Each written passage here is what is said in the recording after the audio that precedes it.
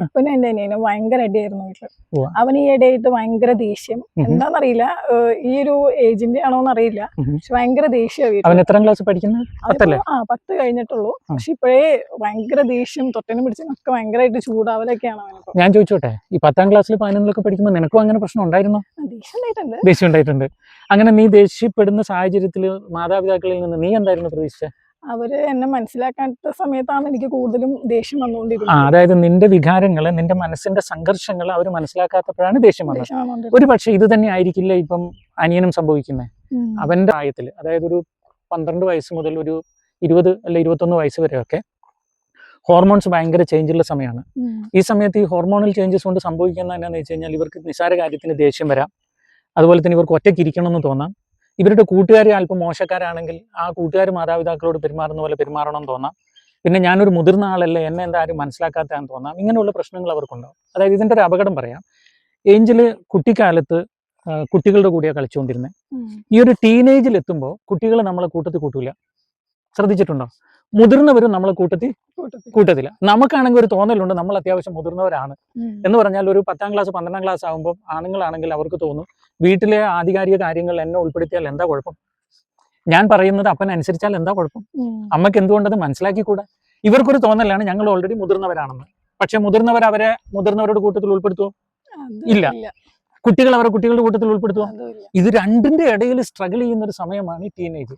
അപ്പൊ സ്വാഭാവികമായും അവര് തർക്കുത്തരം പറയും. എന്ന് പറഞ്ഞാൽ കുട്ടികളെടുത്ത് അപ്പനും അമ്മയും പോയിട്ട് ബൂ ബൂ ബൂ കുഞ്ഞു വാവേ ചക്കര എന്നൊക്കെ പറഞ്ഞ് കളിപ്പിച്ചു. അങ്ങനെ കളിപ്പിച്ചുകൊണ്ടിരുന്ന കൊച്ചു 10ാം ക്ലാസ് കഴിഞ്ഞിട്ട് ഒരു ദിവസം എടാ ചക്കര ഇങ്ങോട്ട്, താൻ എന്തിനാ എന്നെ ചക്കര എന്ന് വിളിച്ചത്? അവന് ചോദ്യം വരും. കാരണം ഞാൻ മുതിർന്ന ഒരാളാണ്, ഇനി എന്നെ അങ്ങനെ ഒന്നും വിളിക്കാൻ പാടില്ല. ഈ ഒരു ഉദാഹരണത്തിന് ഒരു 7ാം ക്ലാസ്സിലുള്ള കൊച്ചിനോട് മോനെ പള്ളി പോടാന്ന് പറഞ്ഞാൽ അവനൊന്നും പറയത്തില്ല, ബാഗ് എടുത്ത് പള്ളി പോകും. 10ാം ക്ലാസ് കഴിഞ്ഞ ഒരു കൊച്ചിനെ വിളിച്ചിട്ട് മോനെ പള്ളി പോടാന്ന് പറഞ്ഞാൽ എന്തിനാ പോകുന്നത്? ദൈവമുണ്ടോ? അപ്പം കണ്ടിട്ടുണ്ടോ ദൈവത്തെ? എന്തിനാണ് അവിടെ പോയിട്ട് തിരിച്ചു ചോദിക്കും, തർക്കത്തിൽ. ഇത് ആക്ച്വലി അവരുടെ വളർച്ചയുടെ ഒരു ഭാഗമാണ്. അത് പലപ്പോഴും മാതാപിതാക്കൾക്ക് മനസ്സിലാക്കാൻ പറ്റില്ല. എനിക്ക്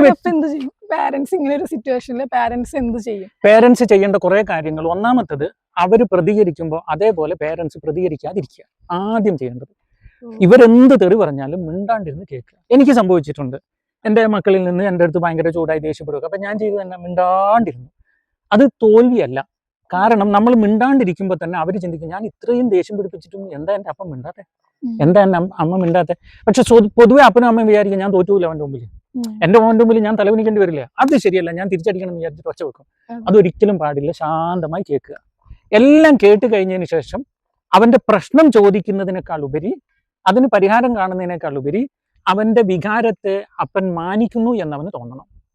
എടാ നിനക്കിപ്പോൾ ഇങ്ങനെയുള്ള ഫീലിങ്സ് ആണല്ലേ, നിന്റെ അപ്പൻ പൊതുസമൂഹത്തിൽ കൊച്ചായതുപോലെ നിനക്ക് തോന്നിയത് കൊണ്ടാണോ, അല്ലെങ്കിൽ നിന്റെ അപ്പൻ്റെ വേഷം ഇഷ്ടപ്പെടാത്തതുകൊണ്ടാണോ, അല്ലെങ്കിൽ നിന്റെ അപ്പൻ്റെ ശബ്ദം ഇഷ്ടപ്പെടാത്തതുകൊണ്ടാണോ, എന്തുകൊണ്ടാണ് അവൻ അങ്ങനെ റിയാക്ട് ചെയ്തതെന്നുള്ളത് അന്വേഷിച്ചറിയാം. ഇനി അല്ല അവൻ്റെ കൂട്ടുകാർ മോശമായതുകൊണ്ടാണോ, അല്ലെങ്കിൽ സ്കൂളിൽ ആരെങ്കിലും ഇൻസൾട്ട് ചെയ്തത് കൊണ്ടാണോ, അല്ലെങ്കിൽ സ്റ്റാറ്റസിനൊത്ത് വളരാൻ പറ്റാത്ത കുടുംബം എന്നുള്ള ഫീലിങ്ങിൽ നിന്നാണോ, ഇവൻ്റെ വികാരത്തിൽ എവിടെയാണ് മുറിവേറ്റത് എന്ന് ചോദിച്ച് അറിയുക എന്നുള്ളതാണ് രണ്ടാമത്തെ കാര്യം.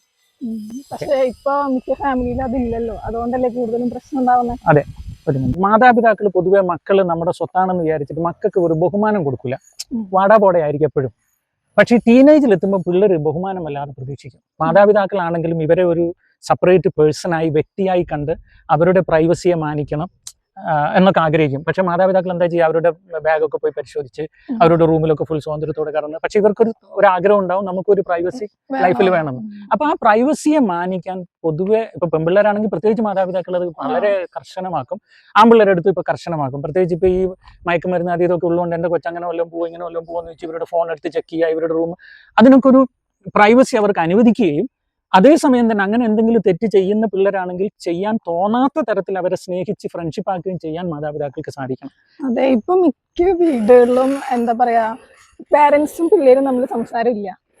തീർച്ചയായും അതിന്റെ ഒരു മെയിൻ പ്രശ്നം അതാണ്. കാരണം എന്താണെന്ന് വെച്ചാൽ ഒരു ഡൈനിങ് ടേബിളിൽ ഒന്നിച്ചിരുന്നുള്ള സംസാരം മാതാപിതാക്കളും മക്കളും തമ്മിൽ വളരെ കുറഞ്ഞു പോയി. അതിന്റെ കാര്യം എന്താണെന്ന് വെച്ച് കഴിഞ്ഞാൽ പകല് മാതാപിതാക്കൾ ജോലിക്ക് പോയി, വൈകുന്നേരം വരുമ്പോഴേക്ക് മാതാപിതാക്കൾ ടിവിയുടെ മുമ്പിലും കൊച്ചുങ്ങൾ ഫോണിലുമായി. ഇനി അല്ലെങ്കിൽ അവർ പഠനം, ട്യൂഷൻ അതെന്ന് പറഞ്ഞ് തിരക്കായി.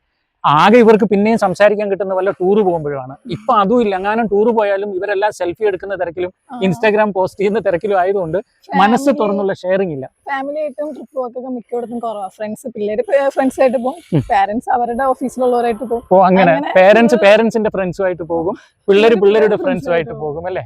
എനിക്ക് തോന്നുന്നു ഏഞ്ചൽ, ഈ കുടുംബത്തിൽ ഒന്നിച്ചുള്ള സംസാരങ്ങൾ കൂട്ടാൻ പറ്റിയൊരു സ്ഥലം ഏതാണെന്നറിയോ? നല്ല കുടുംബ പ്രാർത്ഥനയാണ്. വൈകുന്നേരം കർക്കശമായിട്ട് അപ്പനും അമ്മയും ഒരു 7:30 മുതൽ 8 വരെ കുരിശു വരക്കണം എന്നൊരു കർക്കശമുള്ള മാതാപിതാക്കളാണെന്നുള്ള ഗുണം എന്തായാലും പിള്ളേരെ പിടിച്ച് അവിടെ ഇരുത്തും. ആ സമയത്ത് പ്രാർത്ഥന ഇച്ചിരി ചുരുക്കിയാലും അവിടെ ഇരുന്ന് സംസാരിക്കാൻ പറ്റണം.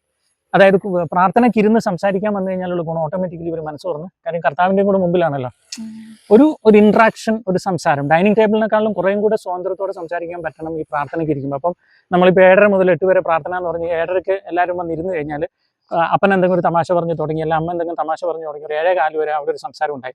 അപ്പം അന്ന് മോൻ എന്ത് സ്കൂളിൽ സംഭവിച്ചത്, അല്ലെങ്കിൽ നിനക്കെന്താണ് ജോലി ചെയ്യുന്ന സ്ഥലത്ത് സംഭവിച്ചത്, ഇതൊക്കെ ഒരു ഡിസ്കസ് ചെയ്ത് കഴിഞ്ഞിട്ട് നമുക്ക് പ്രാർത്ഥിക്കാമെന്ന് പറഞ്ഞ് എല്ലാ വിഷയങ്ങളും സമർപ്പിച്ച് പ്രാർത്ഥിക്കാൻ തുടങ്ങിയാൽ ഒരു പരിധിവരെ ആ ഒരു ഇൻട്രാക്ഷൻ അവിടെ നിലനിർത്താൻ പറ്റും. പിന്നെ എനിക്ക് തോന്നിയത്, എൻ്റെ ഒക്കെ കുട്ടിക്കാലത്ത് എനിക്ക് മാതാപിതാക്കളോട് വളരാൻ പറ്റിയ ആളല്ല, പക്ഷേ എങ്കിൽ പോലും എനിക്ക് തോന്നിയൊരു കാര്യം, ഒരു ടീനേജ് കുട്ടി പ്രതീക്ഷിക്കുന്നത് പെർഫെക്റ്റായ ഒരു അപ്പനെയോ അമ്മയോ അല്ല. അത്യാവശ്യം പരസ്പരം വഴക്കുണ്ടാക്കുന്ന, തല്ലുകൂടുന്ന, ബഹളം വെക്കുന്ന മാതാപിതാക്കളെ തന്നെ മതി അവർക്ക്, അതിനകത്ത് സംശയമൊന്നുമില്ല. പക്ഷേ അവരാഗ്രഹിക്കുന്ന ഒരു കാര്യമുണ്ട്, എൻ്റെ മാതാപിതാക്കൾ എനിക്ക് സുരക്ഷിതമായ ആളാണെന്ന് അവരാഗ്രഹിക്കുന്നത്.